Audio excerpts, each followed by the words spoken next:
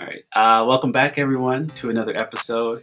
And I'll say it and I'll continue to say it because selfishly, as I mention all the time, I can have anyone I want on this show. And today I'm super excited to have a friend, someone that I've been following for a very, very long time. Can you introduce yourself? Yes. My name is Quartez Harris. I am a poet. I am a dad. I am a former teacher, still educator though. I taught second grade. Still love the children. And I'm a voracious reader, and I love to write when the muse allows me to. Like you mentioned before you came on, and I hope it's okay that I mentioned this, that you were in the process of also getting married. So I just want to congratulate you on Yes, that. Yeah. yes, And yes. how are things so far? And yeah, tell me about the process so Okay, far. so yeah, I like to tell stories, so that's my mean. So I'm gonna tell it this way. I'm gonna highlight it this way. So yesterday, me and my fiance spent the evening roaming around Cleveland, Ohio, looking for green booths. And what I mean by green booths is we are on the front cover of Cleveland Scene, which is a large, physical magazine, platform here, no, local news, whatnot, in Cleveland. Yeah, and we are featured on the front cover because yeah, we are both literary individuals. We have our own literary studio on the west side of town, but someone thought we were interesting enough, and it was like, hey, we want to have you guys come out and want to interview you and follow you around for 8 months. So yeah, we saw our physical selves on a magazine, and we're on the front cover, and it's apparently it says, we are poets. Poet couple is on the rise, but I love that Uh, I can feel like I am on the rise with my beloved partner. wow, dude, that is so dope, and I think it's so cool. I mentioned this, but I have so many questions for Hmm. you. But I think it's so cool that both of you are uh, educators, literary Hmm. people, book people, Yeah. because my wife is also an Wow. educator, a writer, etc. And I can speak to you about this because you know exactly how I feel when I say this. Like to have someone that just understands, Yes. you know, the literary part of you, Yes. the writing part of you, Yes. the reading part of you, it really helps. Yes. It really, really It helps. feels Okay. like a mutual meetings of minds. Yeah. Right, right. It does definitely make life easier. Absolutely. My first question, and I always ask this, is tell me about Little Q. Oh, Tell me about Little Q. you know, okay, little Q. I think he'll be proud of me right now. But I say this because my earliest relationship with myself, I felt was marked Hmm. by shame. I couldn't read, couldn't spell. In fact, I remember this guy named Joe Kennerly. I was envious of him because he was a spelling bee champ, right? I remember wanting to be just like him, and he sort of conquered language in a way, right? And I had an IEP, and poor reading comprehension, poor writing expression, and I was in these sort of non-standardized classrooms. But I do remember in second grade, which is for me, it's a significant moment to be able to reflect on being a to be a second grade teacher because that was when I first was introduced to my own sort of limitations around language. And so I have a sensitivity to young people who are struggling with language, struggling with decoding language. But I remember, everybody had 20 spelling words, I only had five. And I'm like, what the? And I remember being pulled out of classrooms, and so I remember just wanting to sort of be validated. I wanted my mind to be validated, but I felt like people were sort of challenging my mind in the sense of like, oh wow, it's not working, right? I felt like my mind was non-functional, and so now to think back, now that I'm writing, right, it's like it's super weird. But I will say that those earlier moments, I think they sort of yielded these sort of like instinctive reactions that I have sometimes. I'm like, I can't do it. I Sure. can't write, and I'm still sort of trying to reassure little Cortez, like, there's still possibilities for you. You still can use language. Yeah. So yeah, that's Hmm. my earliest childhood is really sort of a mirage of just all these differences, these moments of feeling different. Wow. Wow, and I think that's so interesting because I can hear. I was going to ask you how has that influenced the way you care for kids and your appreciation to the idea around empathy Hmm. because that's when you're talking about your experience. You are now showing Mm, empathy to those other kids, and I think that's so important. yeah. It's shout out to the unicorns. Patrick Harris always used to talk about how us as elementary teachers or just black Mm, educators in general, sorry, are just unicorns, yes. and there's very few of us. Mm. Um, Tell me a little bit about your experience just being a black male educator in Ooh, general. let's unpack that. Let's unpack that. You know, when I was an educator for 6 years, it wasn't until my last year I worked with a African American male, meaning the only time I had an African American colleague was the last year of my sort of term as an educator. Mhm. This black man, unfortunately, didn't feel supported and left education. So that was very troubling. I felt very under supported. I felt, but there was also a sense of like closeness I felt like I got with parents because I was at a single race school. Essentially, all the student body was virtually all black. All the teachers were white, right? So I felt like when adults came into the room, they wanted to be around my classroom. And I remember walking down the hallway one day, and a parent sort of whispered to their child and said, "Oh my gosh, you have a black male teacher." So I'm grateful that I was sort of like a intellectual model or intellectual possibility um, as a black male figure, right? And ultimately, I just want to say that there was a sense of pride in being black in education. I remember Yep. being excited to tell people like this was my vocation at the time. I remember being excited that I had, I could walk in class, so I had my locks. Sometimes I walked in with my hat on, my sneakers, my tie, and just sort of giving kids is sort of a window into like, wow, like you can also be a professional, but you also can be real to your identity, right? And a lot of my kids, I feel like I look like their uncles, Yeah. Yeah. or they're, what I'm saying, they're cousins, right? And so it was sort of for me, it felt very sort of contained in this sort of like, okay, wow, like I am in this space and I'm grateful to be in this space, but I still feel marginalized. I still feel like there's not enough of us. I don't like feeling like a Hmm. unicorn in that sense. I feel like there should be more representation of black individuals in sort of these brick and mortar schools. So there was still sort of like I felt like cognitive dissonance a little bit. It's like, oh my gosh, like I like that I'm this black figure in the space, but why is it just me? Why are there not more? Yeah. Right? Yeah. Yeah. And it's so interesting that you talk about being at an all black school in regards to like the kids and the Yeah. population, and then having white teachers. Mm. And I admit my connection to that is I've been teaching at international schools where the population is, these kids are from everywhere, like kids from Korea, kids from Japan, black kids, white kids, kids that are coming from like the Middle East, like all these different kids. And then when you look at the faculty, Mm, the expectation would be that your faculty represents your students. mm, And I will say, like the specific school that I'm in now, there is they have been the best school that I've been at, where there is, there's a good amount, not enough, but a good amount, probably more than what I've seen in my past in regards to this teachers looking like their students, mm, but there's still not enough. mm. If all of your students, all of your students come from all these different places, your teachers should come from all these different places, Right. That part. That right? part.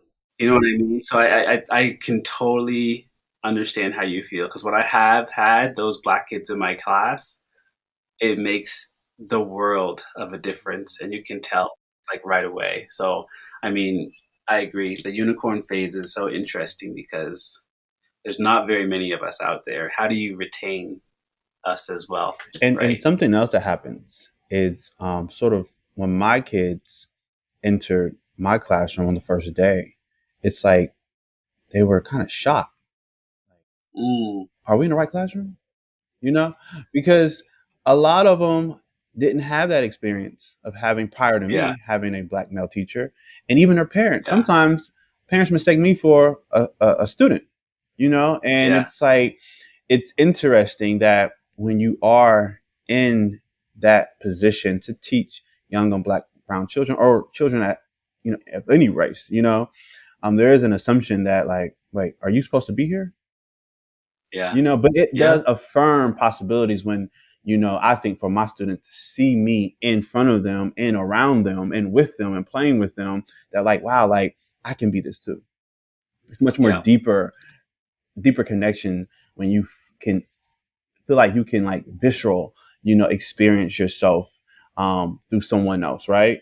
Just because they look like Hmm. you. Yes. Oh, 100%. Because we all remember the teachers who have Oh influenced yeah, us the most. For me specifically, like those teachers were teachers of there you color. go. They look like me. They've had experiences like me. They're able to relate to me in certain ways. They know, like, it. It. They knew my parents. They knew my Yeah, cousins. All that stuff made a huge difference. And not having that for kids, like, I mean, you miss out on an opportunity, yeah. right? Hmm. You really miss out on an opportunity. So I want to talk to you a little bit about. I mean, this, again, there's a lot. I have a lot of questions. I have a lot of questions. So let's start first. If we can, let's start with first. We made it to School Alive, Okay. um, and let's talk a little bit about the inspiration behind that and the work that was put in to create this beautiful collection. And I mean beautiful because, like, every piece of that really speaks to my soul. So for those of you who don't know, I'll let you talk about it, but let's talk about we made it to School Alive first. Yes. So yeah, we made the school alive is a poetry collection that sort of spans um, my time as an educator in East Cleveland, Glenville, a under resourced school, a under resource environment, right? It's a impoverished environment. So I do recall on my first day interviewing for the school, my sort of first reaction was like, it looks like a prison. Mm-hmm. And Wow. I remember having a bit of trepidation about being in this physical space because it didn't feel real to me. I'm like, wait, there are brick and mortars that mirror prisons, right? And that sort of like rattled me a bit. But when I started the year, it was. I remember a teacher telling me, like, do not smile on the first day of school. Do not show your smile. Do not flash a smile, and that concerned me Wow. because at that point I felt like you want me to sort of diminish, my sort of identity because I know me being here matters, right? And I feel like also I love to smile, right? And I want kids to feel welcome. And I remember like really being sort of like interested in why would she sort of communicate that to me. So I inquired about like what was her rationale for telling me this, and she said, you know what? If you smile, they're not going to take you serious. They're going to run all over you. So there is a sense of like, if you show who you are fully, they will not identify you, or they will identify you as someone not to be taken serious with, right? And I thought like, wow, like I feel like my presence alone, people will sort of embrace me. Whether I smile or not, I feel like it's important. It's for me essential to me that I show them that I'm happy to be here. I'm happy to be an intellectual model. I'm happy to be someone that they can identify with. And I remember, like, I'm being honest, I remember smiling and kind of having a sense of fear of like, or concern or anxiety of like, okay, is she right? You know, is she right? This is my first time sort of teaching in this capacity. And to come to find out, these children, just me smiling, choosing to smile on the first day of school, I really felt like I wasn't challenged. I was embraced by children. And I think that experience for me, or I guess you can say, so I use my smile as a metaphor, it sort of opened them up a little bit. And I Wow. recall my classroom environment being a very playful environment. Kids really having a level of enthusiasm to read, enthusiasm to sort of read even when they're struggling with decoding words. Right? It was like wasn't a perfect environment, but it was very much a real classroom where kids got upset, they got angry, but they were happy that we reconciled. We attuned each other. And I felt like my kids, we celebrated reading. Before we even started the class, when we were dancing and singing Harambe chants. and literally celebrating sort of reading and our imaginations, our unique selves. And I did that over the course of six years. And to this day, I still go back to my school because I still have relationships with some of my former students, and they're much taller than me, right? But I really felt like I left an imprint just because I chose to spend most of my time in the classroom smiling. You know, chose to spend most of my time in my classroom breathing, right? Trying not to be so reactive because I knew a lot of teachers were just frustrated with sort of when we can talk about that in another episode, right? Sort of with the infrastructure of schools and just sort of the school system as it is. But I felt like, right now, all I have right now is my sensitivity to language, to my sensitivity to learning, and I'm going to use it to my advantage. And also my sensitivity to the fact that, like, wow, like they may never get a black male education in anytime soon after me. Yeah. So back to your question of remade school life, it's really me documenting my experience, but also just documenting experience such as kids who will come to me and they talk to me about gun violence. Kids will talk to me about how they didn't have any heating. Their house was really hot or cold. Um, Hmm. Kids who just talked about like being hungry. Kids who talked about being afraid to walk to school. So it was really sort of a collection of just some of the things that I was curious about, some of the things I've heard and I've seen while teaching in the public educational space. And I don't know if we can get deep into this, but we could try. So I had like the educational system seems to present systemic challenges with factors like overcrowded classrooms and teachers having like, to just overwork themselves in general. Like in your view, what are some of the root causes like for these issues? Mm. What are some of the changes that need to happen or are already happening some places so students are being supported and at the same time teachers are being supported? And schools talk about mental health all the time. At least our schools, they do. Do they do a good job of it? I don't know because I still find that burnout is real, and I Mm. find like teachers are being overworked.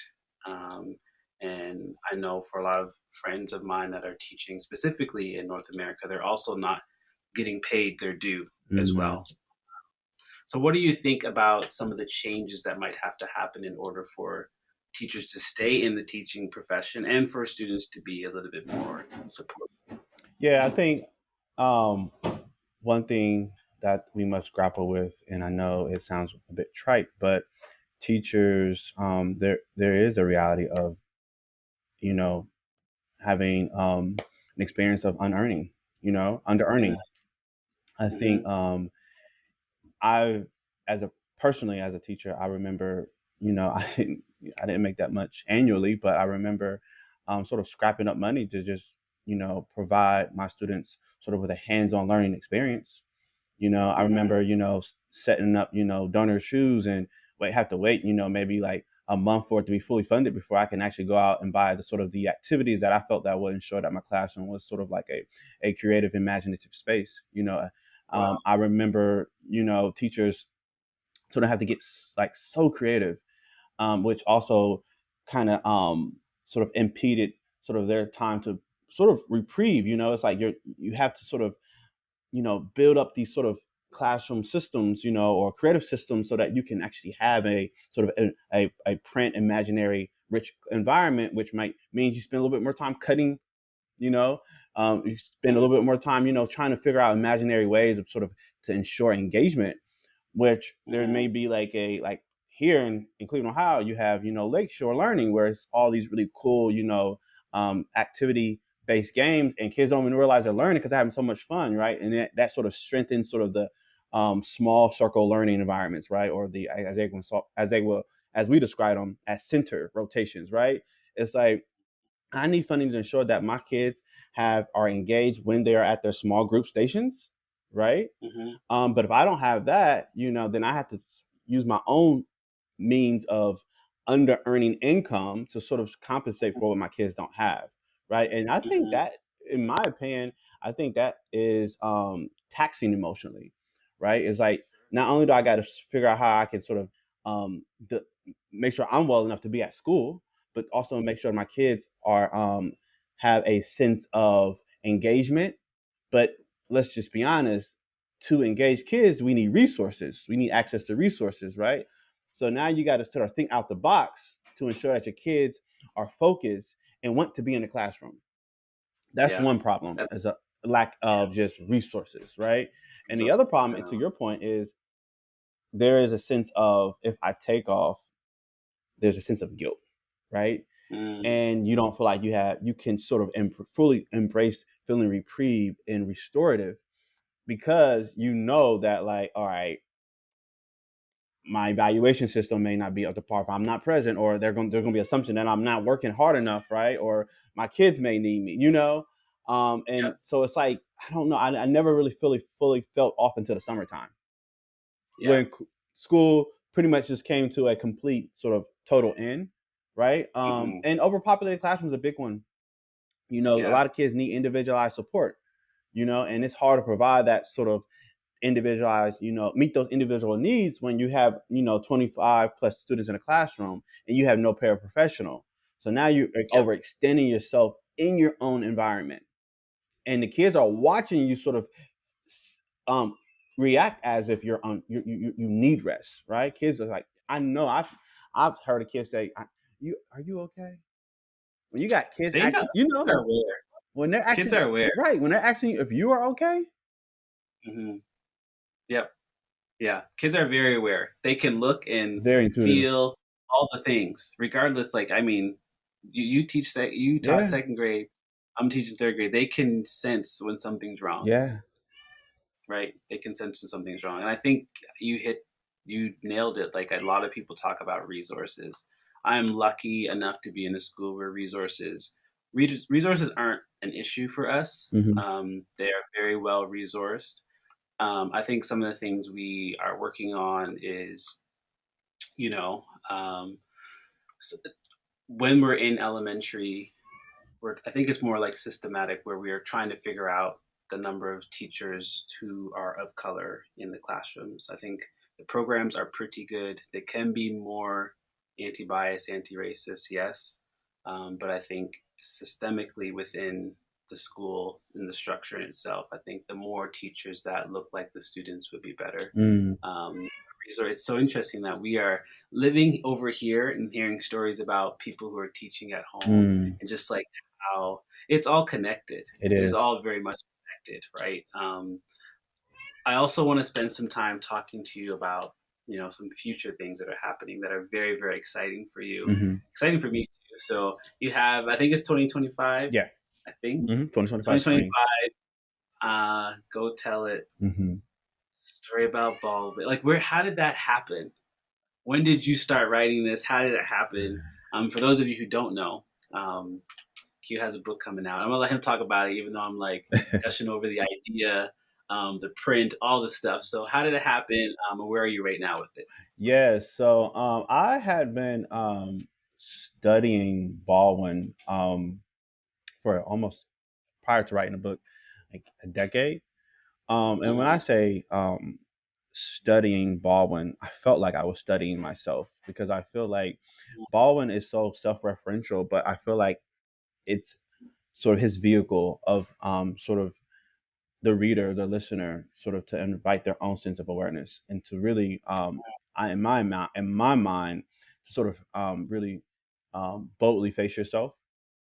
Mm-hmm. And I feel like, for me, Baldwin sort of represents sort of self awareness, and and I think every time I read Baldwin, I feel like I have a better sense of clarity about my own personal path, about my own personal rages, fears, the state of the world, right? So I feel like Baldwin sort of turned my eyes where I otherwise would not be looking. Um, Mm-hmm. so yeah, I think Baldwin. And I was raised in an apostolic church, so the sort of, I know there was my experience of Christianity, and just trying to process that. So those emotions, right? Toxic Christianity, um, and sort of, I feel like Baldwin really gave me a sense of like, okay, this is your experience, but this is another way you can look at it. This is another way you can revisit it.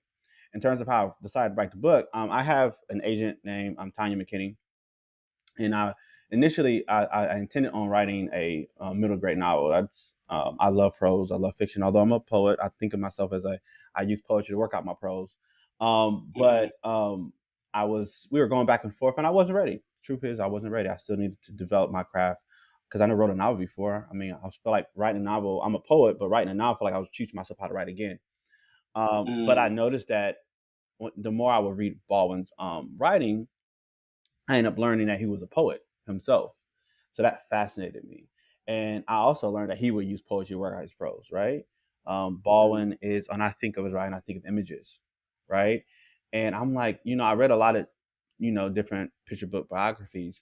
A lot of them, for me, it was um, declarative sentences, such as straightforward sentences, which is fine, that narrative is fine. But I was like, what if I wrote a biography where it's pretty much loosely based around poetry? Like I want to use mm-hmm. sort of like my language abilities through poetry to sort of tell this sort of account of this my literary hero. Everyone's literary hero is James Baldwin, and then I was really fascinated with sort of Baldwin's relationship with his family, and I was like this whole image of Baldwin holding a book in one hand and his siblings in the other.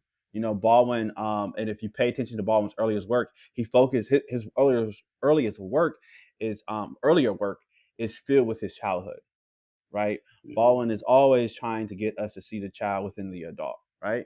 So I was like, let me just focus on his childhood. I mean, we all know Baldwin, the adult, Jimmy with the cigarette dangling from his lips, the arresting speaker. But what about James Baldwin, the kid who read every book in the Harlem Library? He felt if I could just read every book in the Harlem Library, I enter any building in the world, right? So I wanted to sort of like focus on that with more of a lyrical arc.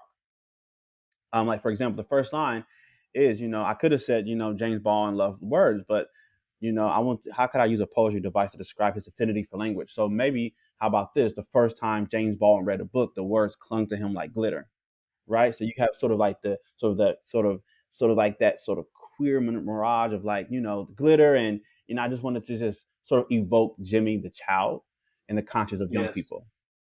Yes. I love that. I love that. Wow. How long did it take you to get? And I love talking about process because I think everyone has their own process in how they write and how they create. How long did it take you to get to from the agent phase to the manuscript phase to the contract Wow, I phase? know, right? So I always think of my journey as sort of chaotic. I Mm, do, and I think this is the importance of like when we have sort of these opportunities and platforms to sort of also center other people. And someone took the time to sort of we made a School Alive, and they took up on themselves to share it with my agent now, Tanya McKinney, who then read my work and was apparently felt that my writing was very much at the heart was for children, and felt that that I could actually write a middle grade novel, and I'm like, what? And actually, I was trying to write an adult fiction project, and she said, "How about we just petition you for adult fiction later? Let's focus on the middle grade part." But yeah, so someone referred my work to Tanya. Tanya then we were just brainstorming, going back and forth with a novel project. That wasn't ready, so I just I was started thinking about my experience as an educator. And I'm like, you know what? There are no books on Baldwin. There are none. mm-hmm. There are no picture biographies on Baldwin. We have Sojourner Truth, Harriet Tubman, Ruby. We have Malcolm X. Nelson Mandela, Ruby Bridges. But there are no books on picture book on Baldwin at the time. Now there is now. Mm-hmm. Um, which just came out in January of this past January. Um, and so at the time when I had submitted my work, there was nothing out there. And so I was really thinking about my students. Was like, I feel like my students deserve to have an introduction to Baldwin.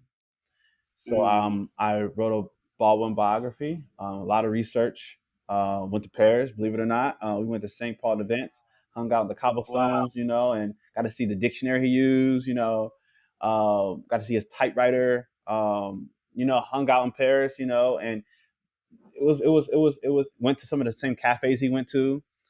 that's Listened to incredible. people who happened to like party up with Baldwin, much older now. That's Um, incredible. it was, yeah, and I wrote this novel, submitted to my agent, and she said, "This is it." And Wow. we and it was a series of rounds of editing, because as you know, writing is rewriting, and Hmm. to my I feel like I was since lucky in a sense. We put it out there, and and Little Brown reached out and they said, his work, Cortez's work is staggering. At the time, I didn't know what that word meant. It's my favorite word now. I looked it up. I'm like, oh, okay, I get it now. All right, that's a compliment. And once my agent said Little Brown was interested in it,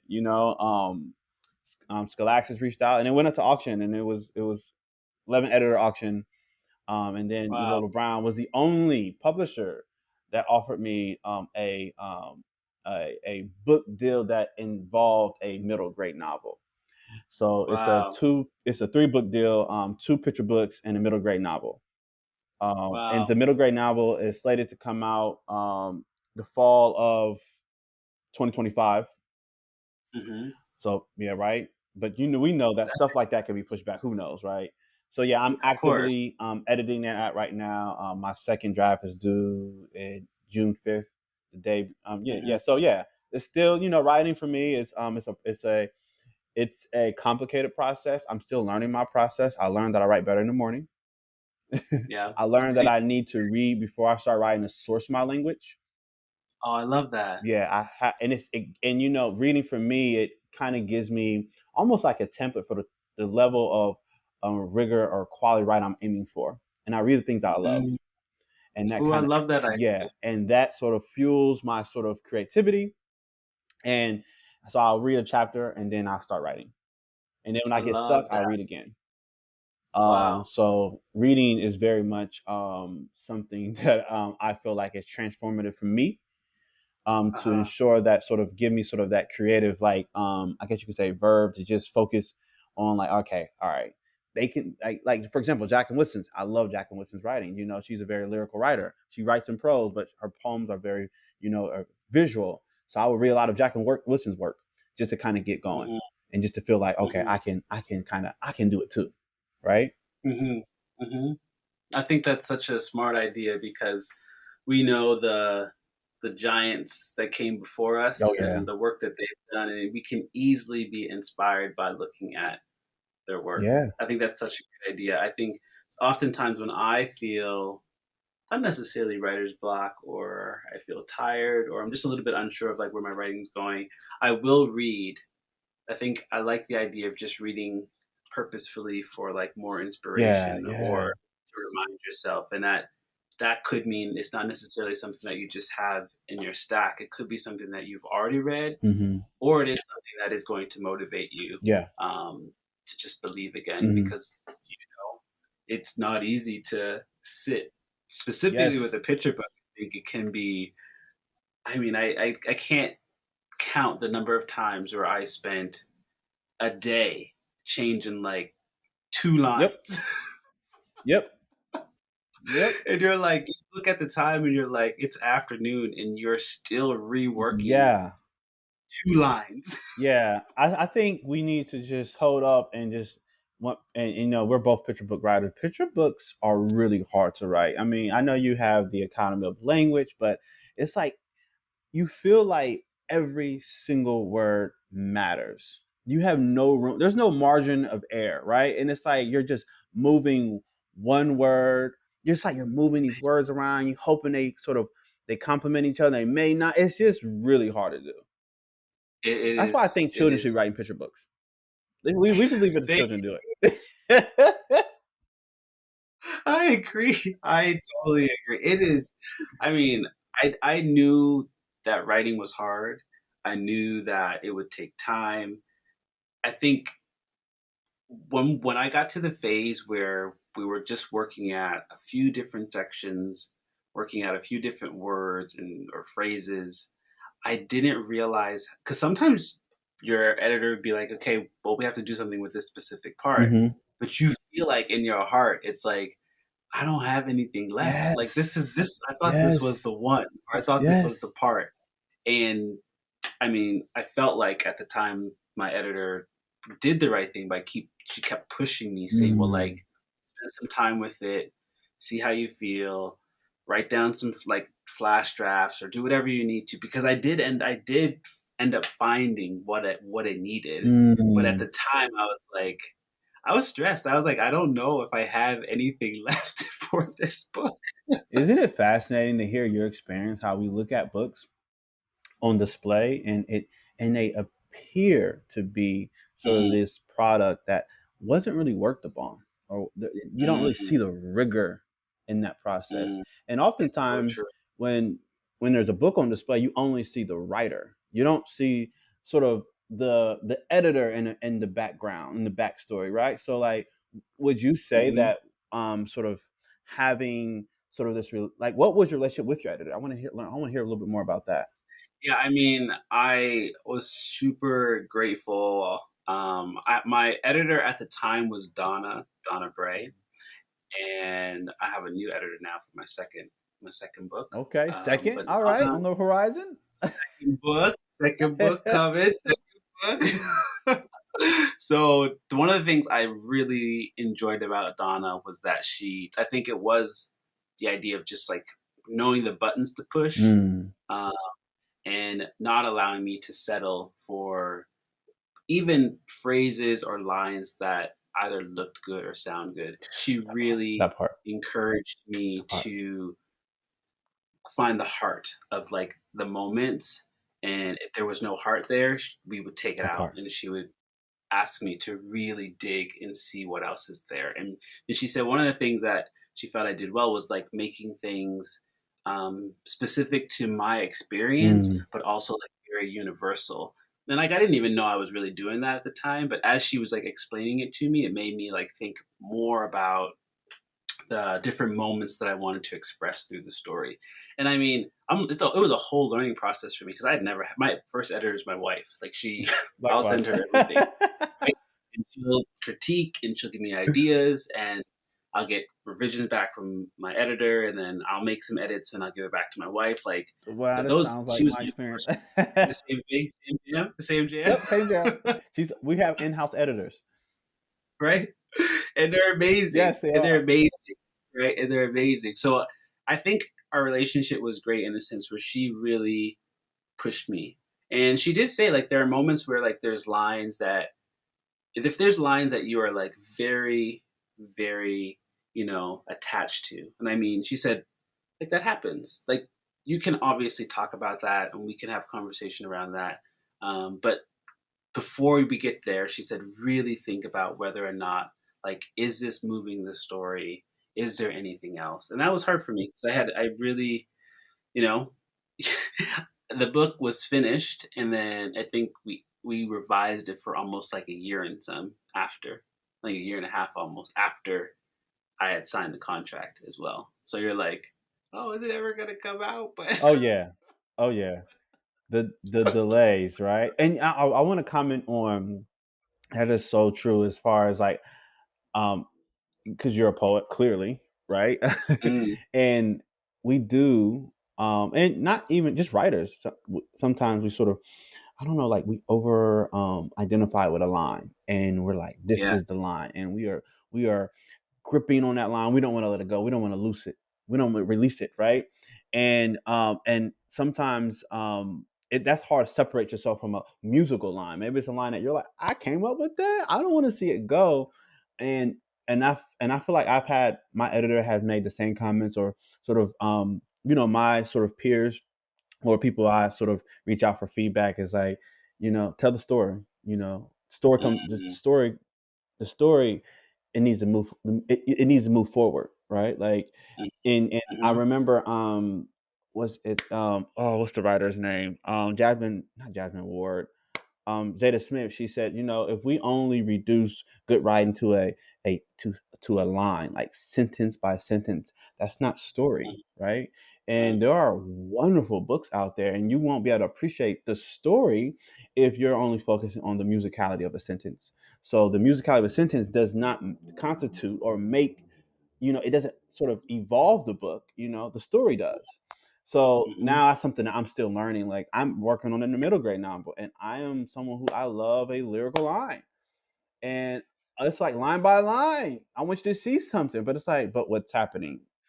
move this. Same. Sometimes you're mistaking story for description or visuals. Yeah. So Yes.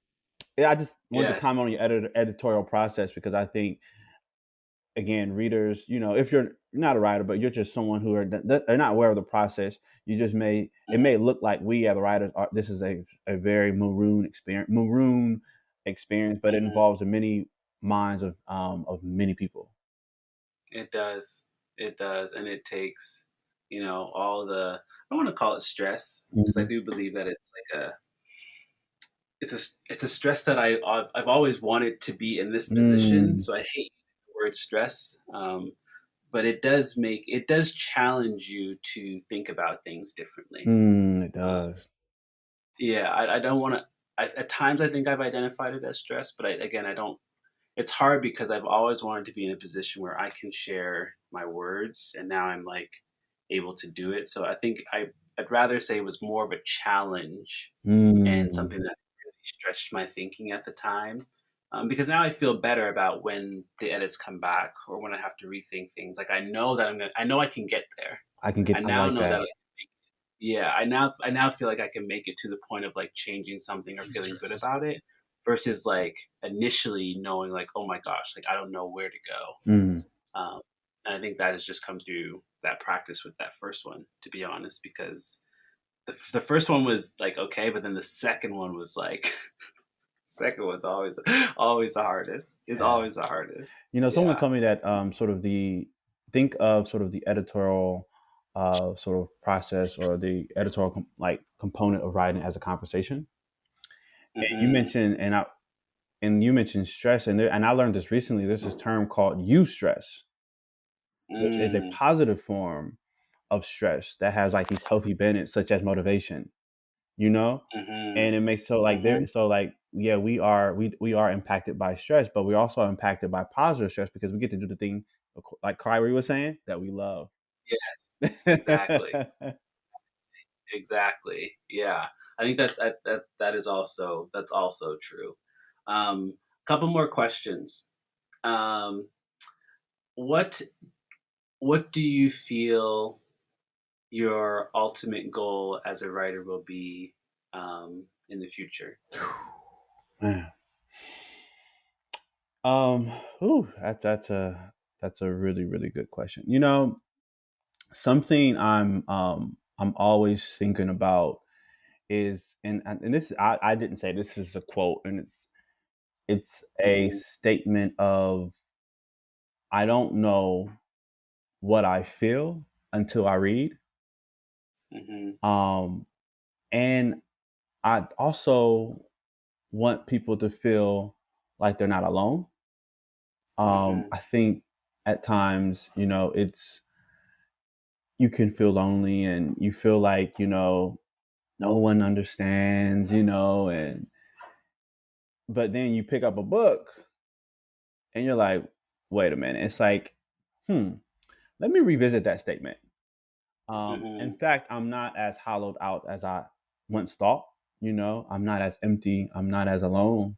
There are real experiences, figurative experiences, that very much center sort of my reality, such as I mentioned the comment of your sort of your book, and there were certain scenes that made me think about like, my childhood, right?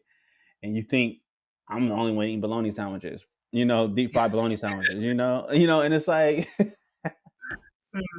and that's a metaphor for a lot of different things. We don't have to dive into that, but there is a sense of like I want people to come away from my work and feeling like they have a deeper sense of who they are, but Hmm. also I want people to come to my work and realize like, wow, like I am not, you know, um, on this. I'm not experiencing this world alone.